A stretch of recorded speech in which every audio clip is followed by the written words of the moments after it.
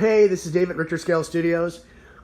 This is a quick little update or show and tell of the Star Wars Legion stuff I'm working on. This is not going to be part 3 of the table. I still haven't flipped it over and painted it yet. I'm still working on a color scheme and a style because like I said in the part 2 of the Legion table, it's going to be a desert, or not desert, this is desert themed, or a beach theme, throw some water on it, and I can change that up real quick. The other one's going to be forest and jungle. And I just don't want it to look like a green desert. So working on, in my mind, how I'm going to pull it off. Right now it's going to be like just probably dark greens and browns. So it's just going to be very kind of one colorish with a little bit of fade in it so the trees stand out. The trees have been spray painted 3 different colors.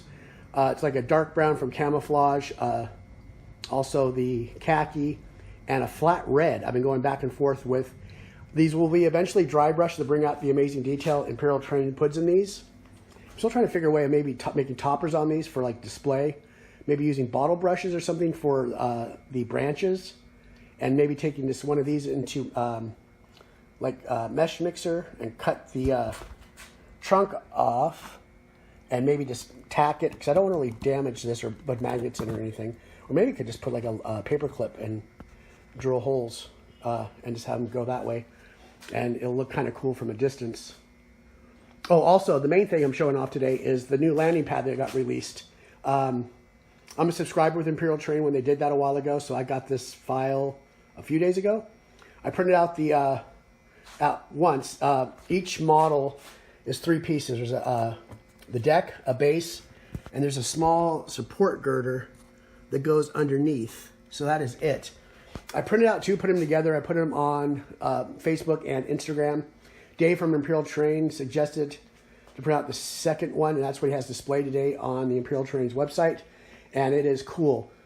Also, I'll put some other pictures. I did some other arrangements of this. So I did, you'll see, the one, it's kind of like a star shape, like a 4-pointed star, if you want to call that. And also just divide them up on the board for different places to fight over or fight for.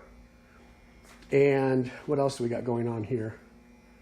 Oh, and here's the Star Wars Legion core box. It has been put together and based on MDF, ready for priming and painting. All the riders are on over there. You can see them, they're all on paper clips and corks, so it'll be easier to paint. They like the speeder bikes are on barbecue skewers and giant corks. And then I have the Rebel Troopers over here, and the Walker is just on a MDF, just lightly tacked with some super glue so they can be transferred over to their appropriate bases, which I don't think I'm going to make them themed or decorated. I might make this like a plain gray, or I might do red, like the red Rebel color, and maybe like a dark blue, and do a fade on it with a black ring.